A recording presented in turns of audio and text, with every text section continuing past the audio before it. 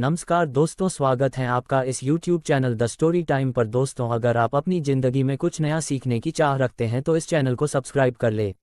दोस्तों, आज हम बात करेंगे निर्जला एकादशी के बारे में। एकादशी तिथि कब प्रारंभ हो रही है, कब समाप्त हो रही है, व्रत हमें कब धारण करना है और पारण करने का यानी कि व्रत खोलने का शुभ मुहूर्त क्या है, निर्जला एकादशी व्रत के नियम क्या होते हैं। दोस्तों, निर्जला एकादशी व्रत में जल हमें कब पीना चाहिए। दोस्तों, वीडियो बहुत महत्वपूर्ण है, पूरा जरूर देख लीजिए। अच्छी लगे वीडियो तो लाइक भी जरूर कीजिए। चलेगी दोस्तों, वीडियो शुरू करते हैं। बात करते हैं एकादशी व्रत के बारे में। तो देखिए, निर्जला एकादशी जैसा के नाम से ही स्पष्ट है, निर्जला मतलब बिना जल के। अन्य जितनी भी एकादशी है, जैसे कि पूरे वर्ष भर में 24 एकादशी होती है और जिस वर्ष में अधिक मास लगता है उसे वर्ष में एकादशी की संख्या 26 हो जाती है, क्योंकि हर महीने में 2 एकादशी होती है। तो वैसे तो प्रत्येक एकादशी में आप जल पी सकते हैं, फलाहार भी कर सकते हैं, मतलब अपनी इच्छा के अनुसार आप चाहे तो निर्जल या फलाहार किसी भी प्रकार से व्रत धारण कर सकते हैं। लेकिन निर्जला एकादशी में नियम के अनुसार बिना जल के व्रत धारण करना चाहिए। शास्त्रों में कहा गया है कि इस व्रत को अगर हम धारण करते हैं बिना जल के तो इसे पूरे वर्ष भर की एकादशी का फल हमें मात्र निर्जला एकादशी का व्रत धारण करने से प्राप्त हो जाते हैं। और इसका कारण यह है कि ज्येष्ठ मास की गर्मी में बिना पानी के व्रत करना बेहद मुश्किल है और यही कारण है कि निर्जला एकादशी का व्रत सबसे कठिन व्रत माना जाता है। और इसलिए शास्त्रों में कहा गया है कि इस व्रत को धारण करने से समस्त प्रकार की कामनाएं पूर्ण हो जाती है। समस्त प्रकार के पाप कर्म, चाहे वह इस जन्म के हो या पूर्व जन्म के संचित पाप कर्म हो, जैसे कि इकाईवाचिक मानसिक किसी भी प्रकार का पाप कर्म इस व्रत को धारण करने से समाप्त हो जाते हैं और किसी भी प्रकार की कामना पूर्ण हो जाती है। ऐसा कहा जाता है कि अगर सुहागिन महिलाएं इस व्रत को धारण करती हैं तो उन्हें अखंड सौभाग्य की प्राप्ति होती है, पति की आयु लंबी होती है और अगर संतान प्राप्ति की कामना से यह व्रत रखा जाता है तो उत्तम और योग्य संतान की प्राप्ति होती है। इस व्रत को नियम पूर्वक धारण करने से समस्त प्रकार के भौतिक सुखों की प्राप्ति होती है और इस दिन विधिपूर्वक जल कलश का दान करने से समस्त प्रकार के पाप नष्ट हो जाते हैं, जन्म मरण के बंधन से मुक्ति मिल जाती है, बैकुंठ लोक की प्राप्ति होती है। और इसलिए शास्त्र कहते हैं कि अगर आप किसी भी एकादशी का व्रत नहीं करते हैं, जैसे कि आप वर्ष भर में किसी भी एकादशी का व्रत नहीं करते हैं, तो भी आपको निर्जला एकादशी का व्रत जरूर धारण करना चाहिए। और अगर आप एकादशी का व्रत नहीं करते हैं और एकादशी व्रत प्रारंभ करना चाहते हैं तो निर्जला एकादशी के व्रत से आप एकादशी व्रत का प्रारंभ कर सकते हैं। फिर हर महीने आप शुक्ल पक्ष की, कृष्ण पक्ष की दोनों एकादशी का व्रत धारण कर सकते हैं या फिर अपनी सुविधा के अनुसार एक एकादशी का व्रत भी कर सकते हैं। इस बार निर्जला एकादशी की तिथि को लेकर सबके मन में बहुत सारे प्रश्न हैं। किस दिन हमें व्रत धारण करना चाहिए, कौन से दिन व्रत करना ज्यादा श्रेष्ठ होता। तो देखिए, सबसे पहले जानते हैं कि एकादशी तिथि कब प्रारंभ हो रही है और कब समाप्त हो रही है, व्रत हमें कब धारण करना है। तो देखिए, एकादशी तिथि का प्रारंभ हो रहा है 17 जून को सुबह 4:43 पर और एकादशी तिथि समाप्त हो रही है अगले दिन यानी कि 18 जून 2024 को सुबह 6:24 पर। तो ऐसे में 17 जून और 18 जून दोनों ही दिन एकादशी तिथि सूर्योदय काल में व्याप्त रहने वाली है। तो इसीलिए बहुत सारे लोगों के मन में प्रश्न है कि व्रत हमें कब धारण करना है। देखिए, अगर दोनों दिन एकादशी तिथि सूर्योदय काल में व्याप्त होती है तो दूसरे दिन की एकादशी अच्छी मानी जाती है, क्योंकि जो एकादशी तिथि 17 जून 2024 को है वह 10वीं युक्त एकादशी मानी जाएगी और 18 जून की जो एकादशी है वह द्वादशी युक्त एकादशी है। तो द्वादशी युक्त जो एकादशी होती है उसी दिन व्रत धारण करना चाहिए। दोस्तों, वैसे तो 17 जून को पूरे दिन एकादशी रहेगी, लेकिन ये 10वीं युक्त एकादशी है, इसलिए हमें 18 जून को ही एकादशी व्रत धारण करना चाहिए। और शास्त्रों के अनुसार भी 18 जून 2024 को निर्जला एकादशी का व्रत करना श्रेष्ठ माना जाएगा। अब बात करते हैं एकादशी व्रत का पारण की। दोस्तों, पारण हमेशा द्वादशी तिथि में किया जाता है और द्वादशी तिथि प्रारंभ हो रही है 18 जून को सुबह 6:24 पर और द्वादशी तिथि के समाप्त